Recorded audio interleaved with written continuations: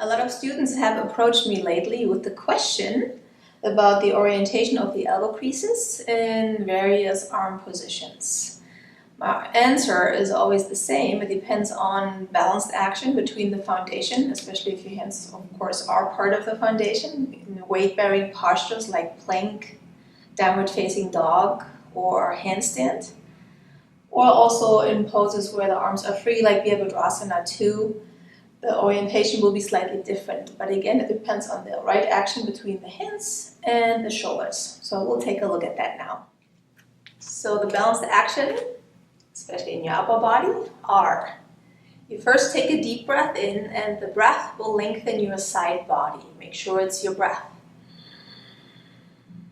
And when you exhale, you move your navel towards the spine to maintain the length in your side body. Then the head of the arm bones move towards the space behind you, which will tone the rhomboids, the muscles in between your shoulder blades, and you try to move the tips of your shoulder blades closer towards each other. Then you add the external rotation of your upper arms. So the humerus moves away from the midline. And your forearms, they can pronate. It means they internally rotate. Yeah, so there's the external rotation in balance with the internal rotation of your forearms. So now let's look at the elbows in poses like all fours or plank. You align the center of your hands with your outer deltoids.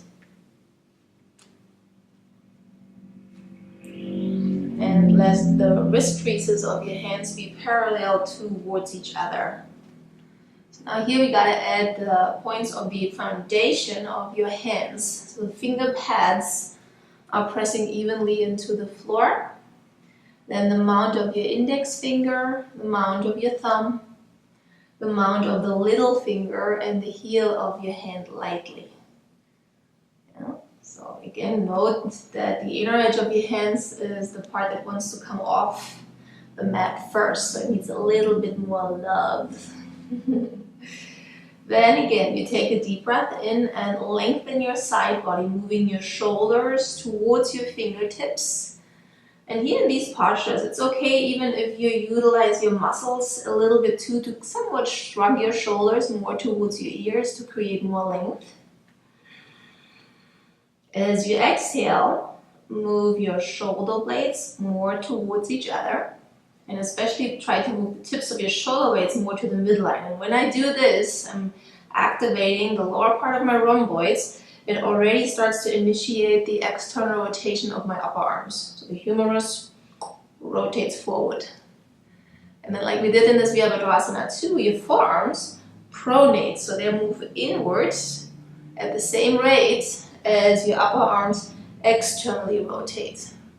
First of all, it helps me, the internal rotation helps me to keep the inner edges of my hands more weight-bearing. And then the external rotation balances action out, and then usually your elbow creases, if there would be headlights, would cross each other. Yeah. But again, I could just put my elbows in this position, but there wouldn't be any balanced action, which would destabilize your wrist joints and your shoulder joints. Yeah, so that's why we try to get away from just looking on which way they need to orient, and bring our awareness and effort more into the alignment action within the body. Side body long, tips of the shoulder blades towards each other, external rotation in the upper arms, pronation in your forearms, and hug your forearms towards each other.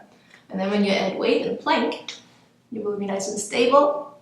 Your shoulders will be happy, and your wrists will be happy. There will be no pain. Okay, so let's see if that now also works in handstands. We'll start just out as we did in all fours.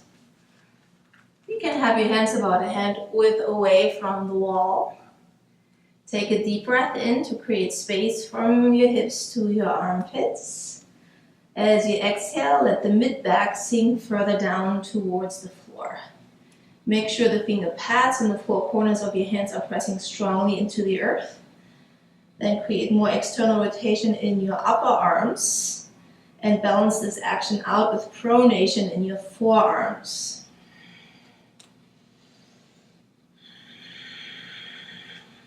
Straighten your legs, step one foot in closer. And kick up. So here you can see even your elbow creases. You maintain the action of shoulder blades towards each other.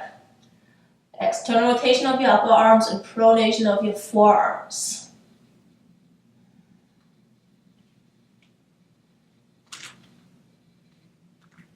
So you can see that the elbow crease is now facing towards each other.